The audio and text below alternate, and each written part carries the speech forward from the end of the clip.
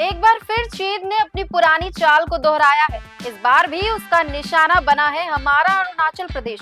चीन ने अब 27 जगहों के नाम बदल दिए हैं, जिनमें 15 पहाड़, 5 कस्बे, 4 दर्रे, 2 नदियां और 1 झील शामिल है।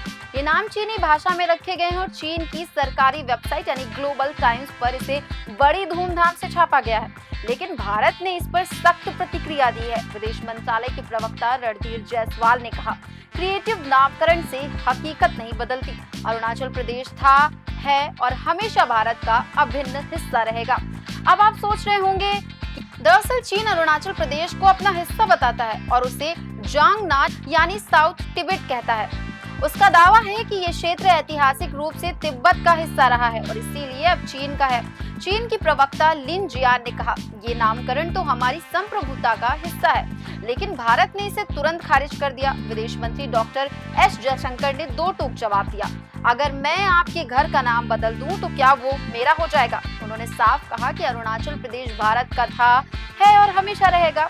अब इस मुद्दे पर अमेरिका ने भी चीन को घेरा है। अमेरिका ने कहा कि वो ऐसे किसी भी एक तरफा प्रयास का विरोध करता है जिसमें नाम बदलकर क्षेत्रीय दावों को आगे बढ़ाया जाए। ये पहली बार नहीं है जब चीन ने ऐसा किया है। चलिए आपको एक झलक देते हैं चीन के प्रोपेगेंडा इतिहास की। 2017 में चीन ने अरुणाचल प्रदेश के 6 स्थानों के नाम बदले थे। 2021 में ये संख्या बढ़ाकर 15 कर दी गई। 2023 में फिर 11 नाम बदले गए।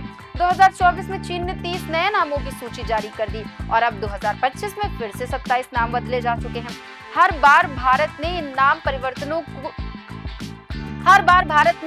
परिवर्तनों को सिरे से खारिज किया है। अब बात करते हैं भारत चीन सीमा की।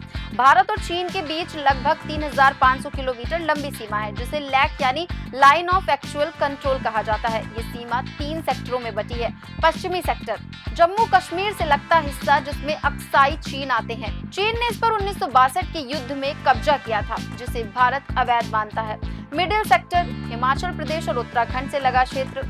पूर्वी सेक्टर यहीं आता है हमारा अरुणाचल प्रदेश और सिक्किम। चीन इसी हिस्से को लेकर बार बार विवाद खड़ा करता है। चीन की दिलचस्पी विशेष रूप से तवांग क्षेत्र में है। तवांग मठ तिब्बती बौद्धों के लिए बहुत महत्वपूर्ण धार्मिक स्थल है और चीन इसे अपने प्रभाव में लाना चाहता है। यही वजह है कि बार बार अरुणाचल प्रदेश पर दावा करता है। चीन का एक और चालाक तरीका ये है कि वो अरुणाचल के लोगों को वीजा नहीं देता। उसका कहना है कि जब ये क्षेत्र चीन का ही हिस्सा है तो फिर वीजा की जरूरत ही क्यों। लेकिन भारत ने सिर्फ शब्दों में ही नहीं बल्कि जमीन पर भी मजबूत तैयार की है। भारत ने अरुणाचल प्रदेश में सैन्य और नागरिक बुनियादी ढांचे को तेजी से विकसित किया है। सड़कें, bridge, border post, mobile network सब कुछ तेजी से मजबूत किया जा रहा है। इसके अलावा हिमालयी बौद्ध मठों में शिक्षा व्यवस्था को भी सुदृढ़ किया गया है ताकि सांस्कृतिक रूप से चीन के दखल को रोका जा सके। अब समय है जब हम सभी को एकजुट होकर चीन के इस तरह के प्रयासों का पुरजोर विरोध करना चाहिए। सरकार के साथ साथ आम लोगों को भी सोशल मीडिया और अन्य मंचों पर सच्चाई को सामने लाना चाहिए। अंतर्राष्ट्रीय मंचों पर भारत की मजबूती से अपनी बात रखनी होगी ताकि चीन का ये झूठा प्रचार फैल ना सके। अगर आपको ये वीडियो जानकारी पूर्ण लगी हो तो इसे लाइक और शेयर जरूर करें ताकि ज्यादा से ज्यादा लोग जागरूक हो सकें। भारत का हर कोना भारत का हर हिस्सा है। जय हिंद, वंदे मातरम।